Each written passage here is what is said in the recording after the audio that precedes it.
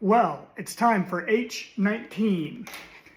And so tonight we have Sig and Gracie Jiu-Jitsu and the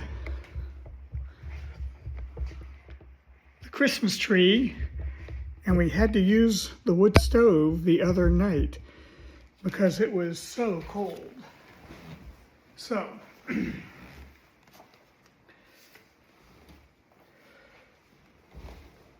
Gandalf went on with the tale until he came to the fight in the dark, the discovery of the lower gate, and their horror when they found out that Mr. Baggins had been mislaid. We counted ourselves and found that there was no hobbit. There were only 14 of us left. 14, that's the first time I've heard one from 10 leave 14. You mean 9, or else you haven't told me yet all the names of your party. Well, of course, you haven't seen Owen and Glowin yet. And bless me, here they are. I hope you will forgive them for bothering you. Oh, let them all come. Hurry up. Come along, you two, and sit down. But look here, Gandalf. Even now, we have only got yourself and 10 dwarves and the hobbit that was lost. And that makes 11, plus 1 mislaid. And not 14 unless wizards count differently to other people. But now please get on with the tale. Bjorn did not show it more than he could help, but he really had begun to get very interested. You see, in the old days, he had known the very part of the mountains that Gandalf was describing. He nodded and he growled when he heard of the hobbits' reappearance and of their scramble down the stone slide and the wolf ring in the woods. When Gandalf came to their climbing into trees with wolves all underneath, he got up and strode about and muttered, "I wish I'd been there. I would have given them more than fireworks." "Well," said Gandalf, very glad to see his tale was making a good impression, "I did the best I could. There were us with the wolves going mad underneath us, and the forest beginning to blaze in places, when the goblins came down from the hills and discovered us. They yelled with delight and sang songs making fun of us. 15 birds and 5 fir trees. "Good heavens," growled Bjorn, "don't pretend that goblins can't count. They can. 12 isn't 15 and they know it. And so do it. There were Bifur and Bofur as well. I haven't ventured to introduce them before, but here they are." In came Bifur and Bofur. "And me," gasped Bombur, puffing up behind. He was fat and also angry at being left till last. He refused to wait 5 minutes and followed immediately after the other two. "Well, now there are 15 of you, and since goblins can count, I suppose that is all that there were up in the trees. Now perhaps we can finish this story without any more interruptions." Mr. Baggins saw then how clever Gandalf had been. The interruptions had really made Bjorn more interested in the story, and the story had kept him from sending the dwarves off all at once like suspicious beggars. He never invited people into his house if he could help it. He had very few friends, and they lived a good way away, and he never invited more than a couple of these to his house at any one time. Now he got 15 strangers sitting in his porch. By the time the wizard had finished his tale and had told of the eagle's rescue and how they had all been brought to the Carrock, the sun had fallen behind the peaks of the misty mountains and shadows were long in Bjorn's garden. "A very good tale," said he, "the best I've heard for a long while. If all beggars could tell such a good one, they might find me kinder. You may be making it all up, of course, but you deserve a supper for the story all the same. Let's have something to eat." "Yes, please," they all said together. "Thank you very much." Inside the hall it was now quite dark. Bjorn clapped his hand and in trotted 4 beautiful white ponies and several large-bodied gray dogs. Bjorn said something to them in a queer language like animal noises turned into talk. They went out again and soon came back carrying torches in their mouths, which they lit at the fire and stuck in the low brackets on the pillars in the hall about the central hearth. The dogs could stand on their hind legs when they wished and carry things with their forefeet. Quickly they got out boards and trestles from the side walls and set them up near the fire. Then "Baa, baa, baa" was heard, and in came some snow-white sheep led by a large coal-black ram. Holiday Winter Ale. And I saved the top for someone who collects them.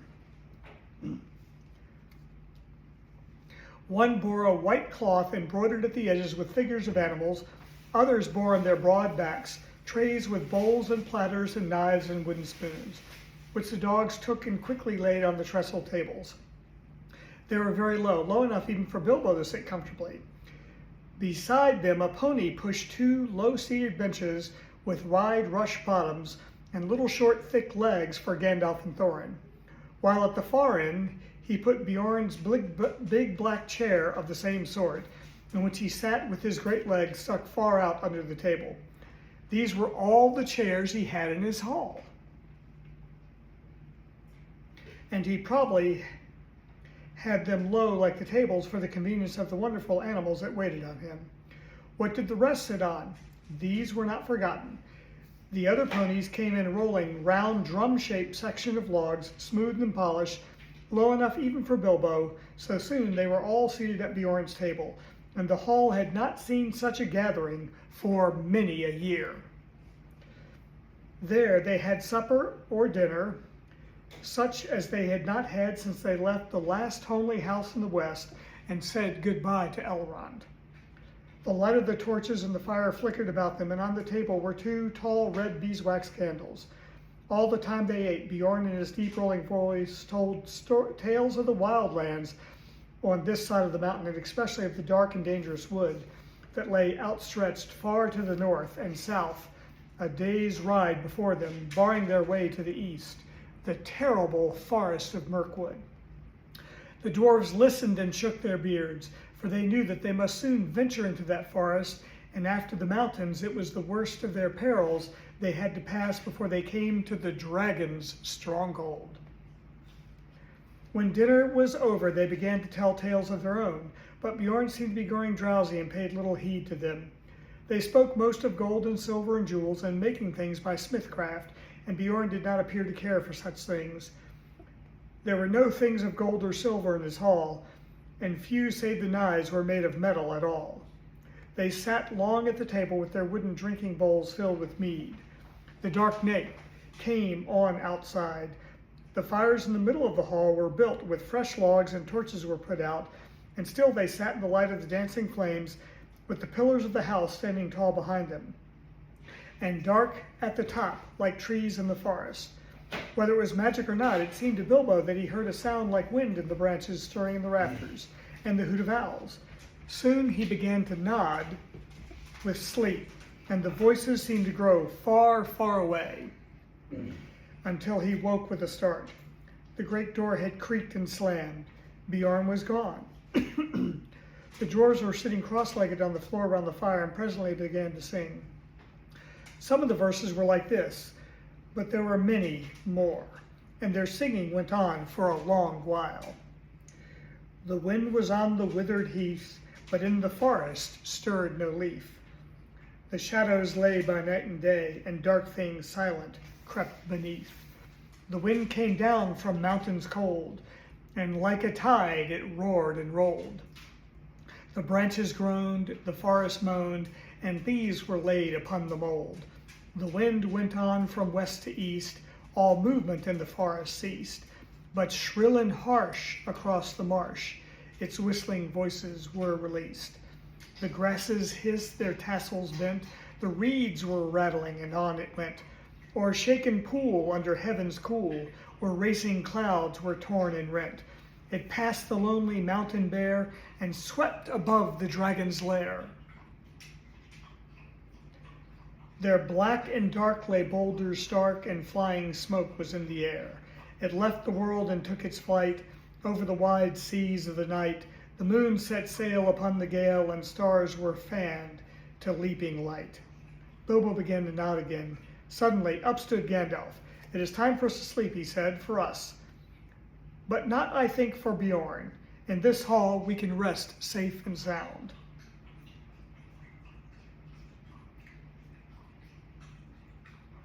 But I warn you all not to forget what Bjorn said before he left us.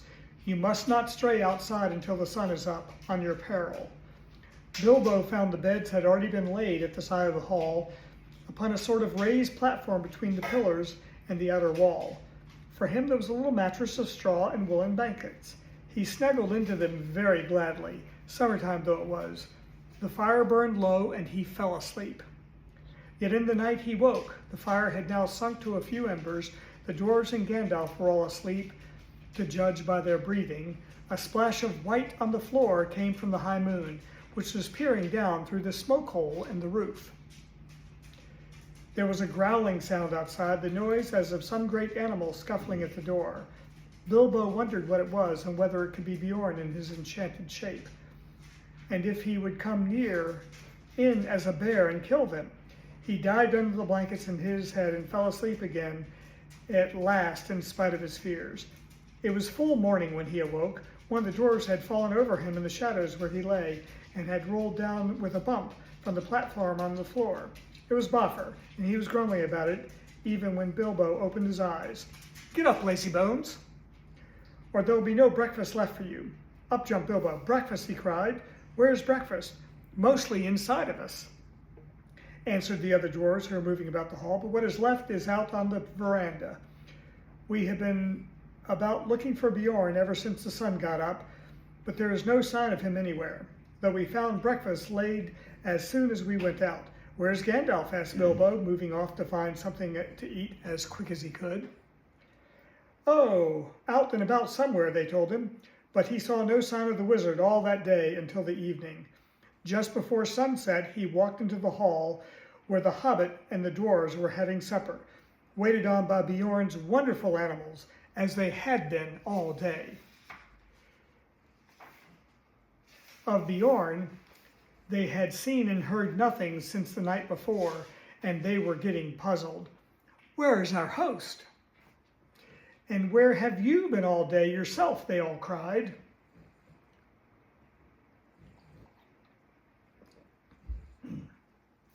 "One question at a time, and none till after supper. I haven't had a bite since breakfast." At last Gandalf pushed away his plate and jug. He'd eaten 2 whole loaves with masses of butter and honey and clotted cream, and drunk at least a quart of mead. And he took out his pipe. "I will answer the second question first," he said, "but bless me, this is a splendid place for smoke rings." Indeed, for a long time they could get nothing more out of him. He was so busy sending smoke rings dodging about the pillars of the hall, changing them into all sorts of different shapes and colors, and setting them at last chasing one another out of a hole in the roof.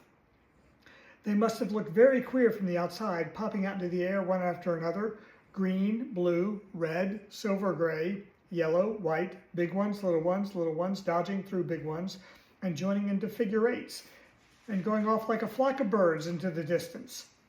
"I have been picking out bear tracks," he said at last. "There must have been a regular bears' meeting outside here last night.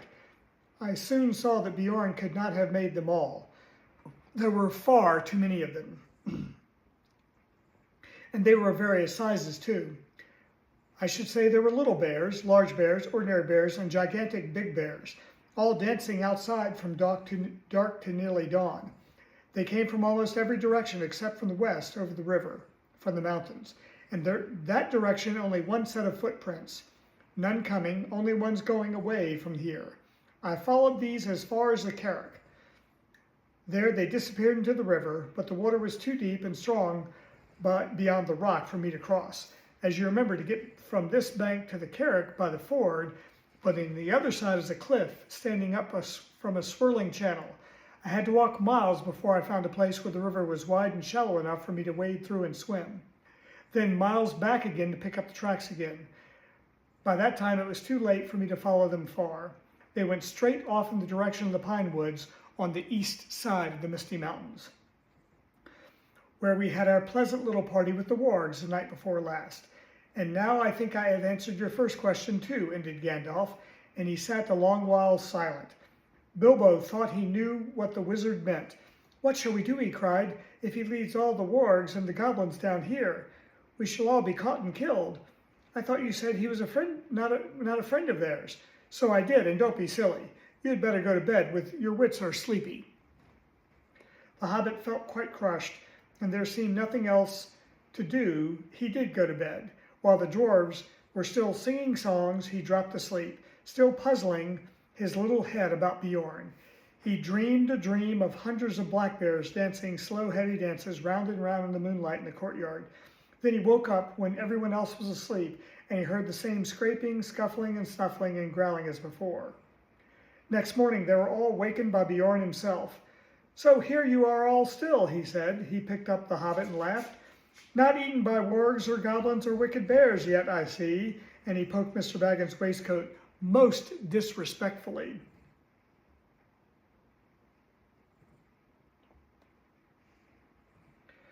"Little Bunny is getting nice and fat again on bread and honey," he chuckled. "Come and have some more." So they all went to breakfast with him. Bjorn was almost jolly for a change. Indeed, he seemed to be in splendidly good humor and set them all laughing with his funny stories. Nor did they have to wonder long where he had been or why he was so nice to them, for he told them himself. He had been over the river and right back up into the mountains, from which you can guess that he could travel quickly in bear shape at any rate. From the burnt wolf glade he had soon found out that part of their story was true. But he had found more than that. He had caught a warg and a goblin wandering in the woods. From these he got the news. The goblin patrols were still hunting with wargs for the dwarves, and they were fiercely angry because of the death of the great goblin, and also because of the burning of the chief wolf's nose and the death from the wizard's fire of many of his chief servants. And so there we are, H19. That's one of my favorite